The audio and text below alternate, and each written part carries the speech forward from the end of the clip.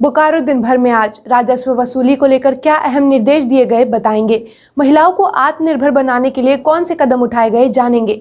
बच्चों को स्वस्थ रखने के लिए एक और कदम, इसकी भी चर्चा करेंगे। नमस्कार, आप देख रहे हैं बोकारो दिन भर, मैं प्रियंका। पिछले 24 घंटे में जिले में बहुत कुछ हुआ। हर बड़ी खबर पर चर्चा करेंगे विस्तार से।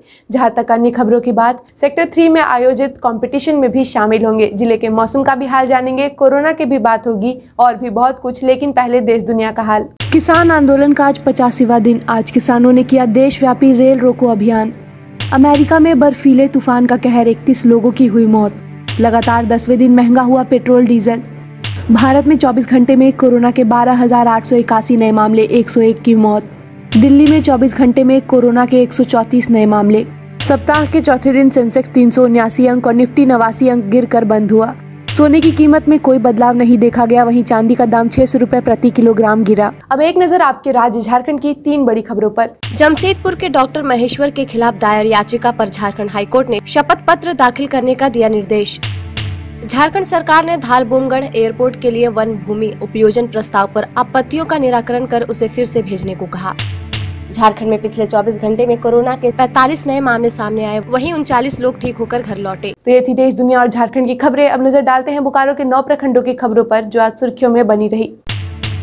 राजस्व वसूली को लेकर चास नगर निगम के सभागार में कार्यपालक पदाधिकारी ने बुधवार को समीक्षा बैठक की।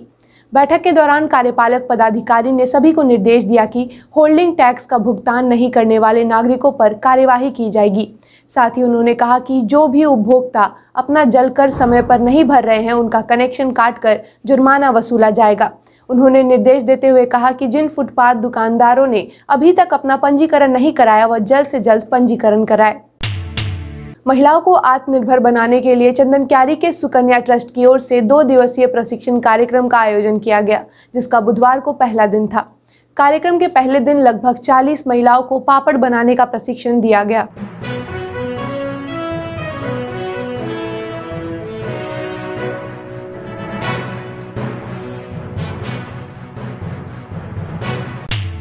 बच्चों को स्वस्थ रखने के लिए जिले के अलग अलग आंगनबाड़ी केंद्रों में बुधवार को 1 साल से 7 साल तक के बच्चों को कृमिनाशक एल्बेंडाजोल की दवा खिलाई गई। मौके पर कर्मियों ने कहा कि एल्बेंडाजोल दवा के सेवन से बच्चों में कृमि का नाश होने के साथ ही खून की कमी दूर होती है। इससे उन्हें सही पोषण मिलता है और बच्चों का शारीरिक और मानसिक विकास सही ढंग से होता है। उपायुक्त राजेश सिंह ने कोविड-19 वैक्सीनेशन के लिए निबंधन कराने वाले लाभुकों को कोविड-19 का टीका जरूर लेने की अपील की। उपायुक्त ने कहा कि जिन हेल्थ केयर वर्कर और फ्रंटलाइन वर्कर ने अब तक कोविड-19 का टीका नहीं लिया है, वह जल्द से जल्द टीका लगाए। उपायुक्त ने अपील करते हुए कहा कि लाभुक सूचना के अनुसार संबंधित स्वास्थ्य केंद्रों पर तय तारीख और समय पर पहुंचकर अपनी और अपने परिवार के साथ ही समाज की सुरक्षा के लिए आवश्यक रूप से कोविड-19 प्रतिरोधी टीका लगवाए। बोकारो के सेक्टर 3 ई में बुधवार को हेल्पिंग ह्यूमन भारत और मां क्लब के द्वारा मोहल्ला सांस्कृतिक कार्यक्रम का आयोजन किया गया, जहां बच्चों और महिलाओं के लिए कई प्रतियोगिताएं कराई गई। इस कार्यक्रम में म्यूजिकल चेयर, डांस प्रतियोगिता, पासिंग बॉल, कैंडल गेम और भी कई प्रतियोगिताएं मुख्य आकर्षण का केंद्र रही।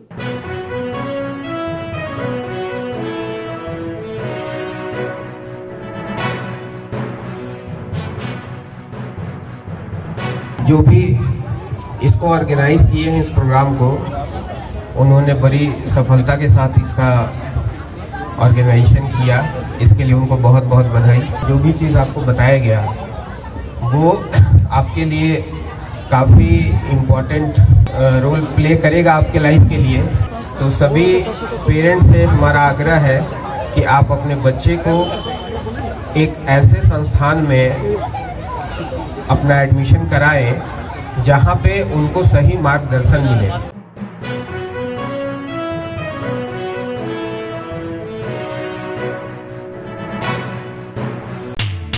इसी बीच अब जान लेते हैं कोरोना अपडेट। बोकारो में पिछले 24 घंटे में 2 नए मामले सामने आए। वहीं एक व्यक्ति कोरोना को हराकर डिस्चार्ज हुआ, जबकि 822 सैंपल जांच के लिए जमा किए गए।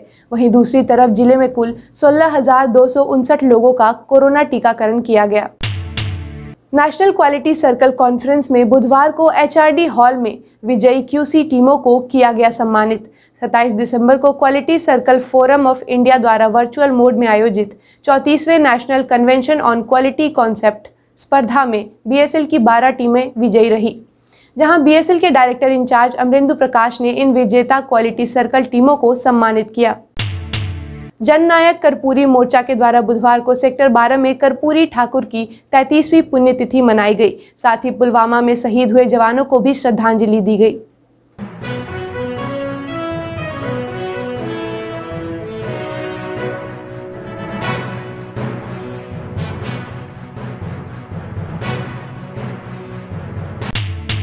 देश के गरीब लोगों के लिए पूरे देश में आयुष्मान भारत योजना के अंतर्गत इलाज किए जा रहे हैं, लेकिन कई लोगों को पता नहीं होता कि इसके अंतर्गत कैसे इलाज कराया जाता है और इसके क्या क्या लाभ लोगों को मिल सकते हैं। साथ ही कई लोग को यह भी नहीं पता होता कि आयुष्मान भारत योजना के अंतर्गत हम किन बीमारियों का इलाज करा सकते हैं और यह इलाज हम किन किन जगहों पर करा सकते हैं।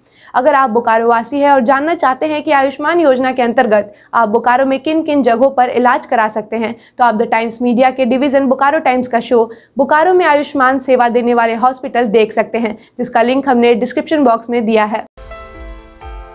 बोकारो के जिन जिन हॉस्पिटलों में आयुष्मान भारत की सुविधा हो रही है उसके बारे में मैं बताऊंगा।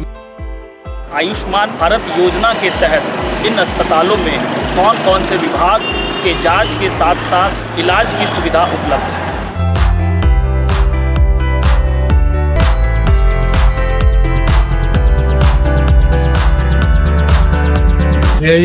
आयुष्मान भारत में कौन कौन से विभाग आपके यहाँ पर कोई भी व्यक्ति अगर आयुष्मान के इलाज के लिए आता है तो उसमें आप क्या क्या चीज देखते हैं? अब जान लेते हैं मौसम का हाल। पिछले दिनों मौसम में आए बदलाव के कारण बोकारो समेत आसपास के जिलों में तापमान में गिरावट देखी जा रही है और ठंड में हल्की बढ़ोतरी हुई है। आज दिन भर धूप और बादल की आंख मिचौली चलती रही। मौसम विभाग के अनुसार अगले कुछ दिनों में मौसम में उतार चढ़ाव होने के आसार हैं। आज का अधिकतम तापमान 28 डिग्री सेल्सियस और न्यूनतम तापमान 17 डिग्री सेल्सियस रिकॉर्ड किया गया। आप अपने आसपास की घटनाएं और समस्याओं को हमें व्हाट्सएप कर सकते हैं। हमारा व्हाट्सएप नंबर है 9334210302। इसी तरह बोकारो की तमाम खबरों को जानने के लिए आप हमारे चैनल बोकारो टाइम्स को लाइक करें, सब्सक्राइब करें और शेयर करें। फिर मिलेंगे बोकारो दिन भर में सोमवार से शुक्रवार रात 8 बजे। तब तक के लिए नमस्कार। बने रहें TheTimesMedia.com पर। आप हमें फेसबुक और YouTube पर भी देख सकते हैं।